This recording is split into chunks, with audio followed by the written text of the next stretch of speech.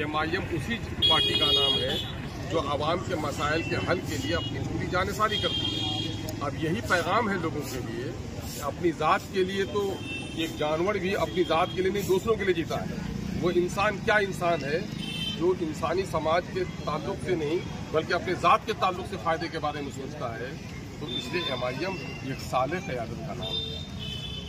क्या सर 2024 में एमआईएम बिहार में पूरा लोकसभा सीट लड़ेंगे? देखिए पूरा तो नहीं लड़ेंगे हम लोग, लेकिन हाँ एक अच्छी खासी तादाद में लड़ेंगे, क्योंकि इस वक्त पार्टी मुख्तलिफ अजला में अपनी तंजीमी साख को कायम कर रही है। उसी एतबार से उम्मीदवारों को देखेगी और अपने तंजीमी ढांचे के बुनियाद पर फैसला करेगी। और इस वक्त तकाजे बहुत सारे जगहों पर हैं। आप जैसे जाले नौजवान, यहाँ की आवाम, यहाँ में कौम की खिदमत करने वाले लोगों का जज्बा उभरा, आपने अच्छा कोई कैंडिडेट दिया तो यकीनन है यहाँ हमारी तंजीमी साख मजबूत हो रही है। हम यहाँ भी लड़ेंगे।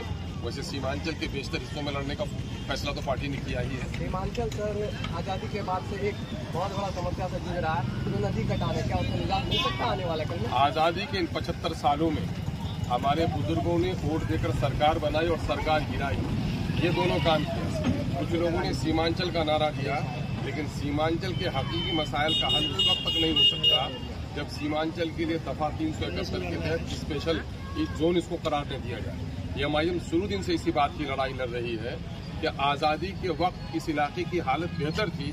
बिहार के दूसरे हिस्से के लोग यहाँ कारोबार के लिए आते थे, मजदूरी के लिए आते थे, और आज अफसोस कि बिहार में सबसे ज़्यादा पिछड़ा, सबसे ज़्यादा गैर तालीम याफ्ता, सबसे ज़्यादा हिजरत करने वाले मजबूर, बच्चा मजदूर अगर किसी इलाके का है तो वो सीमांचल का है। ये तमाम तर कसूर है उन लोगों का जिन लोगों ने सीमांचल का वोट दिया और सीमांचल के हक और हुकूक की लड़ाई नहीं लड़ी। ये पहला वाकया है कि एमआईएम उठी है तो सीमांचल के हुकूक के साथ पूरे बिहार के महरूम और मजलूम तबकात की आवाज़ बन गई। आपको मालूम होगा ये सिक्की में रमजान मुबारक के मौके से एक नौजवान को शहरी के वक्त एसएसपी के नौजवानों ने मार डाला, पीट कर मार डाला, और यहाँ पर सरकार के वजीर रहने के बावजूद भी और कई सरकारी पार्टी के एमएलए रहने के बावजूद भी कोई उसकी खबरगिरी नहीं कर रहा है। उसकी लड़ाई अगर कोई लड़ रहा है आज, कोई एमआईएम लड़ रही है, तो हम लोग तो बुनियादी मसाइल की लड़ाई कर रहे हैं। सर एजुकेशन का भी कुछ बात है, तो जैसे कि कुछ लोग जो सीटेट निकाले थे उन्होंने बीपीएससी में सुपर टेक देने का बात हुआ, तो उसमें जो बिहार के स्टूडेंट थे खास उनके लिए बात था। लेकिन अभी नीतीश कुमार ने कुछ ऐसे फैसले लिए हैं जिसके कारण बिहार में आकर के पूरे भारत के लोग भर सकते हैं और बिहार के लोग लगातार क्या पलायन करते रहेंगे। खुदा ने आज तक उस कौम की हालत नहीं बदली, न हो जिसको ख्याल आप अपनी हालत के बदलने का।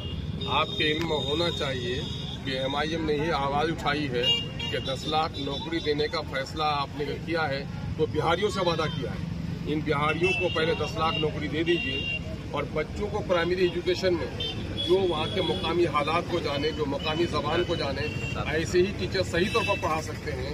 इसलिए एमआईएम ने इसी मामले को लेकर कल किशनगंज में बड़ा धरना रखा था और मुझे शिकवा करना पड़ रहा है कि सीमांचल के पिछड़ेपन में हमारी पिछली ज़हनियत का भी बड़ा दखल है कि और इलाके में अगर आप गया में, जहानाबाद में, दूसरे हलके में इस किस्म के इशू को लेकर बात करें तो नौजवानों की बड़ी भीड़ जमा हो जाती है। लेकिन यहाँ सीटेट और बीटेट करने वाले नौजवान, जिसके लिए हम लोग कल पानी में भीगते हुए धरना दिया, उसमें से बहुत कलील तादाद की आ पाई।